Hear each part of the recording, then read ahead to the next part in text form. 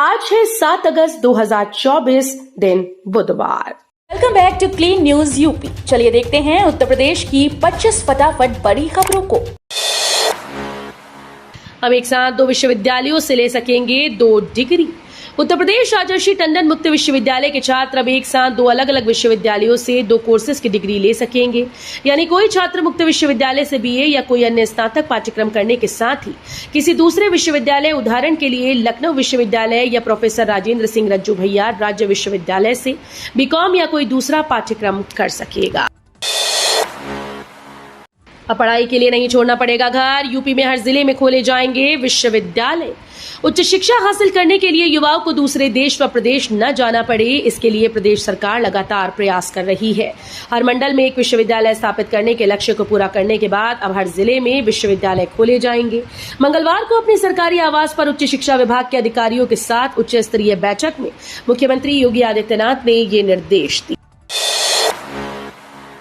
अब बिना विवाद पीढ़ियों की संपत्ति का हो सकेगा आसानी से बंटवारा। योगी सरकार ने एक और बड़ा फैसला लिया। अब बिना विवाद पीढ़ियों की संपत्ति का आसानी से बंटवारा हो सकेगा। खुद के जीवित रहने अपनी अचल संपत्ति को परिवारजनों को देने में सहूलियत होगी।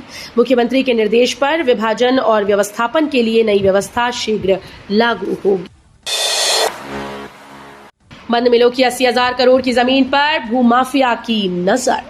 नजूल की जमीन को भूमाफिया से बचाने के लिए हर तरह की कवायद हो रही है। इसके तहत नजूल की जमीन का इस्तेमाल शहरों की सूरत संवारने के लिए किया जाएगा। इसी के तहत प्रदूषण से जूझते कानपुर को खुली हवा में सांस देने के लिए शासन एक प्रस्ताव पर काम कर रहा है। नजूल पर बनी मिलों की जमीन पर सिटी फॉरेस्ट सहित जरूरतमंदों और गरीबों के लिए आवास बनाने की तैयारी है। 80,000 करोड़ रुपए की अनुमानित कीमत वाली इन जमीनों के लिए औद्योगिक और वित्तीय पुनर्निर्माण बोर्ड सहित कई अन्य मोर्चे पर शासन अपनी पैरवी कर रहा है। गाजियाबाद में बनेगा टीओडी जोन। जीडीए की बोर्ड बैठक मेट्रो कॉरिडोर में ट्रांजिट ओरिएंटेड डेवलपमेंट को मंजूरी मिल गई।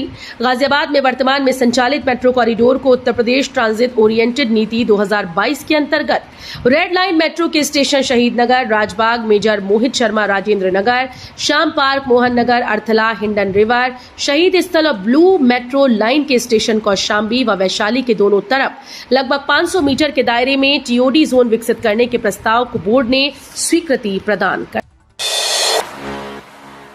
यूनिवर्सिटी के छात्र होंगे अब और ज्यादा एडवांस। डीडीयूजी और एमएमएमयूटी के बीच शिक्षा एक्सचेंज का एमओयू। दीनदयाल उपाध्याय यूनिवर्सिटी गोरखपुर में स्टूडेंट्स अब तकनीकी ज्ञान प्राप्त कर सकेंगे। इसके लिए Madan Mohan Malviya university of technology के प्रोफेसर मदद करेंगे। गोरखपुर में 2 यूनिवर्सिटी मौजूद हैं, डीडीयूजी और एमएमएमयूटी। अब इन दोनों यूनिवर्सिटी के प्रोफेसर एक दूसरे के स्टूडेंट्स को तकनीकी और साहित्य ज्ञान देने का लेक्चर देंगे। उत्तर प्रदेश सरकार का बड़ा फैसला, घर बैठे होगी रजिस्ट्री। उत्तर प्रदेश सरकार ने बहुत ही बड़ा फैसला किया। ये फैसला उत्तर प्रदेश के मुख्यमंत्री योगी आदित्यनाथ के निर्देश पर लिया गया। इस फैसले के कारण उत्तर प्रदेश का कोई भी नागरिक अपने घर पर बैठे हुए प्रॉपर्टी की रजिस्ट्री करा सकेगा। पूरे उत्तर प्रदेश में प्रॉपर्टी की रजिस्ट्री की व्यवस्था को ऑनलाइन कर दिया गया। वाराणसी को मिल सकती है एक और वंदे भारत की सौगात। प्रधानमंत्री मोदी के संसदीय क्षेत्र को एक और वंदे भारत ट्रेन की सौगात मिल सकती है। कैंट स्टेशन पर 8 कोच का रैक पहुंच गया। रेलवे अधिकारियों ने कोच के निरीक्षण के बाद उसे यार्ड में खड़ा कराया। इसकी सुरक्षा की जिम्मेदारी आरपीएफ को सौंपी गई। कैंट रेलवे स्टेशन से वर्तमान में 4 वंदे भारत ट्रेन का आवागमन होता है। नई दिल्ली रूट पर 2 और पटना, लखनऊ और रांची वाराणसी रूट पर 1-1 वंदे भारत ट्रेन का परिचालन होता है। आवासीय स्कीम में 1500 नए प्लॉट शामिल करेगी ईडा। ग्रेटर नोएडा में अब 1861 प्लॉट्स पर ड्रॉ। उत्तर प्रदेश के ग्रेटर नोएडा में रहने के लिए प्लॉट लेने वालों के लिए खुशखबरी है। यमुना अथॉरिटी आवासीय प्लॉट स्कीम में 1500 नए प्लॉट और शामिल करने जा रही है। सोमवार को इसका फैसला लिया गया। ईडा के अधिकारियों का कहना है कि इस आवासीय प्लॉट स्कीम में 1861 प्लॉट पर ड्रॉ किया जाएगा। दरअसल यमुना अथॉरिटी ने इस समय 361 आवासीय प्लॉट की स्कीम निकाली हुई। हर कोई होगा कैमरों की जद में। पूरे शहर में होगा 3708 कैमरों का जाल। महाकुंभ 2025 के दौरान प्रयागराज में आने वाला कोई भी व्यक्ति कैमरों की नजर से नहीं बच पाएगा। पूरे शहर तथा आसपास के इलाकों में कैमरों का जाल होगा।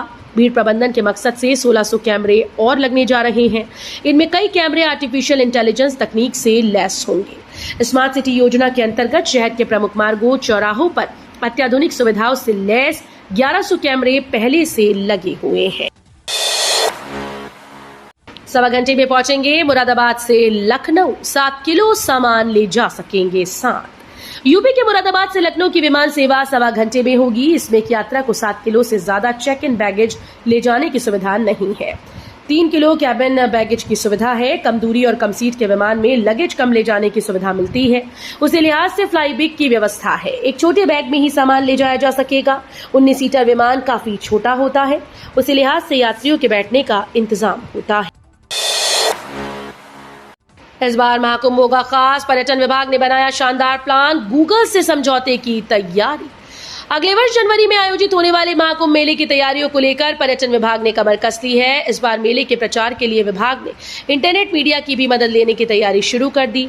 इसके लिए गूगल से समझौता करने के प्रयास विभाग ने शुरू कर दिए हैं। विभाग की कोशिश है कि ज्यादा से ज्यादा विदेशी पर्यटक मेले का भ्रमण कर। शॉपिंग कॉम्प्लेक्स बनाएगा एडीए, छोटे कारोबारियों के लिए होंगी दुकानें। अलीगढ़ के खैर रोड पर आरएमपीएसयू डिफेंस कॉरिडोर ट्रांसपोर्ट नगर के पास अलीगढ़ विकास प्राधिकरण शॉपिंग कॉम्प्लेक्स विकसित करेगा। जमीन के चिन्हीकरण का कार्य किया जा रहा है। छोटे छोटे कारोबारियों के हितों को ध्यान में रखते हुए यहां दुकानें तैयार की जाएंगी। राजा महेंद्र प्रताप सिंह राज्य विश्वविद्यालय व डिफेंस कॉरिडोर के निर्माण से लोगों का आवागमन बढ़ जाएगा। 23 अगस्त को होगा जिला बार एसोसिएशन का चुनाव। राकेश शर्मा बनाए चुनाव अधिकारी। हाथरस जिला बार एसोसिएशन के चुनाव को लेकर एल्डर कमेटी की बैठक हुई, जिसमें जिला बार एसोसिएशन के चुनाव की तिथि 23 अगस्त घोषित की गई। इसके लिए चुनाव अधिकारी भी नियुक्त कर दिए गए हैं। एल्डर कमेटी के अध्यक्ष लक्ष्मी नारायण शर्मा के मुताबिक सत्र 2024-25 के जिला बार एसोसिएशन के चुनाव के लिए चुनाव अधिकारी वरिष्ठ अधिवक्ता राकेश शर्मा को नियुक्त किया गया है। बीएसपी भी केंद्र सरकार के फैसलों के साथ। बांग्लादेश के घटनाक्रम पर मायावती का रिएक्शन। विदेश मंत्री एस जयशंकर ने मंगलवार को संसद में एक सर्वदलीय बैठक की अध्यक्षता की और नेताओं को बांग्लादेश में चल रही घटनाक्रम के बारे में जानकारी दी। बसपा प्रमुख मायावती ने इस बैठक को अति महत्वपूर्ण बताते हुए सभी दलों के द्वारा सरकार के फैसले के साथ रहने का निर्णय उचित और जरूरी बताया। इसके साथ ही ये भी कहा कि उनकी पार्टी बीएसपी भी इस मामले में केंद्र सरकार के फैसलों के साथ है। बिजली चोरी अब ऐसे रुकेगी। मथुरा में निगम अधिकारियों ने शुरू की तैयारी। हर घर में लगेगा स्मार्ट मीटर। मथुरा में बिजली चोरी पर अंकुश लगाने के लिए निगम अधिकारी अब घर घर स्मार्ट मीटर लगाने की तैयारी में है। इस मीटर में कई खूबियां हैं जो उपभोक्ताओं के साथ निगम अधिकारियों को भी राहत प्रदान करेंगी। बिजली चोरी निगम अधिकारियों के लिए बड़ी परेशानी बनी हुई। आईआईटी कानपुर के छात्र का कमाल, बनाया स्पेशल हाथ, दिन भर करेगा काम। अक्सर हमें देखने को मिलता है कि लोग किसी हादसे में या किसी अन्य कारणवश अपने हाथ को गंवा देते हैं, जिसके बाद उनका जीवन निराशा से भर जाता है। बिना हाथों के कोई भी काम करना असंभव सा प्रतीत होता है। लेकिन अब ऐसे लोगों को हिम्मत हारने की जरूरत नहीं, क्योंकि आईआईटी कानपुर के पूर्व छात्र ने एक ऐसा प्रोस्थेटिक हाथ तैयार किया है जो बिल्कुल प्राकृतिक हाथ की तरह काम करता है। इसे लगवाने के बाद आप सामान्य रूप से सारे काम कर सकते हैं और ये देखने में भी नेचुरल हाथ जैसा ही लगता है। नोएडा वालों के लिए अंतिम मौका। नोएडा में संपत्ति खरीदने का मौजूदा मौका इस महीने के अंत तक उपलब्ध रहेगा। नोएडा प्राधिकरण की ओर से जल्द ही नए आवंटन रेट लागू किए जाने वाले हैं। इसके बाद संपत्ति की खरीदारी, चाहे वो घर हो, फ्लैट हो, औद्योगिक प्लॉट हो, महंगी हो जाएगी। वर्तमान दरों पर संपत्ति खरीदने का यह आखिरी मौका है, क्योंकि 1 सितंबर के बाद से संपत्ति की कीमतों में वृद्धि हो जाएगी। यमुना और हिंडन नदी के आसपास की जमीनों की हो सकेगी खरीद फरोख्त। नोएडा प्रशासन ने यमुना और हिंडन नदियों के डूब क्षेत्र में आने वाली कृषि भूमि के पंजीकरण की प्रक्रिया फिर से शुरू कर दी। साल 2020 से ही जमीन की रजिस्ट्री कराने पर रोक लगी हुई थी। नोएडा प्राधिकरण और सिंचाई विभाग के द्वारा डूब क्षेत्र में बने अवैध फार्म हाउस और निर्माण के खिलाफ कार्रवाई के बाद पिछले 4 सालों से बड़े पैमाने पर जमीनों की रजिस्ट्री नहीं हो रही थी। अब उत्तर प्रदेश सरकार ने निर्देश दिया कि यदि दस्तावेज सही हैं तो सभी आवश्यक स्वीकृतियां 1 महीने के भीतर पूरी करके जमीनों की रजिस्ट्री की जाए। अखिलेश का गढ़ ध्वस्त करने को भाजपा का प्लान रेडी, इस नेता को मिली कमान। उत्तर प्रदेश के मैनपुरी जिले की करहल सीट से विधायक रहे सपा अध्यक्ष अखिलेश यादव ने इस्तीफा दे दिया था। अब यहां उपचुनाव होना है। भाजपा इस बार अखिलेश को गढ़ को ध्वस्त करने के लिए पूरी रणनीति के साथ आगे चल रही है।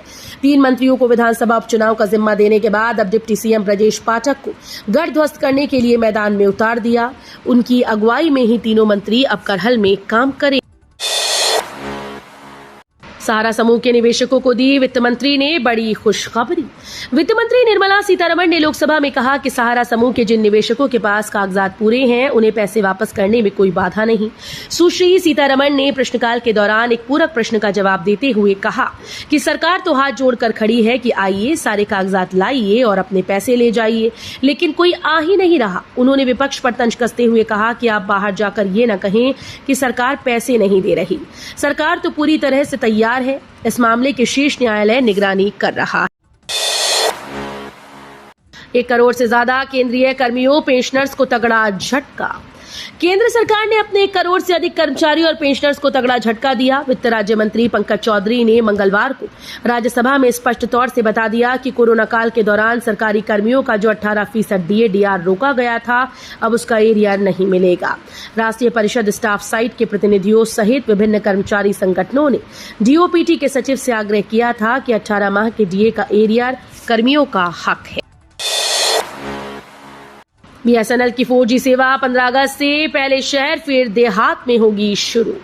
भारत संचार निगम लिमिटेड अपनी 4G सेवा पूरे भारत में 15 अगस्त से लॉन्च कर रहा है। हालांकि अभी अलीगढ़ हाथरस में तैयारियां आधी अधूरी हैं। इसी के चलते पहले शहरी क्षेत्र में सेवा शुरू होगी। इसके बाद अक्टूबर तक देहात क्षेत्र में 4G की सुविधा उपभोक्ताओं को मिलेगी। इंडिगो लाइव पैसेंजर्स के लिए तगड़ा ऑफर, फ्लाइट टिकट पर मिलेगा 18% तक डिस्काउंट। एविएशन बिजनेस में अपने 18 साल पूरे होने का जश्न मना रही है। इंडिगो ने अपने कस्टमर्स के लिए खास ऑफर लॉन्च किया। इंडिगो के इस एनिवर्सरी सेल में पैसेंजर्स को हर फ्लाइट बुकिंग पर तगड़ा डिस्काउंट मिल रहा है। इसमें पैसेंजर 8 अगस्त तक अपनी मनपसंद डेस्टिनेशन के लिए फ्लाइट की बुकिंग पर 18% तक का तगड़ा डिस्काउंट प्राप्त कर सकते हैं। तीसरे वनडे में श्रीलंका को हराकर सीरीज बराबरी करने उतरेगी टीम इंडिया। भारतीय राष्ट्रीय क्रिकेट टीम और श्रीलंका राष्ट्रीय क्रिकेट टीम के बीच तीसरा वनडे मुकाबला आज 7 अगस्त को खेला जाएगा। ये match R Premadasa stadium Colombo में खेला जाएगा। ये दोपहर 2:30 बजे से भारतीय समय अनुसार पर शुरू होगा। 3 मैचेस की वनडे की सीरीज में मेजबान टीम 1-0 से आगे है। पहला वनडे मैच ड्रॉ हुआ था। तो ये थी आज की 25 फटाफट बड़ी खबरें। अगर आपको न्यूज पसंद आई हो तो वीडियो को लाइक और शेयर जरूर करें। धन्यवाद।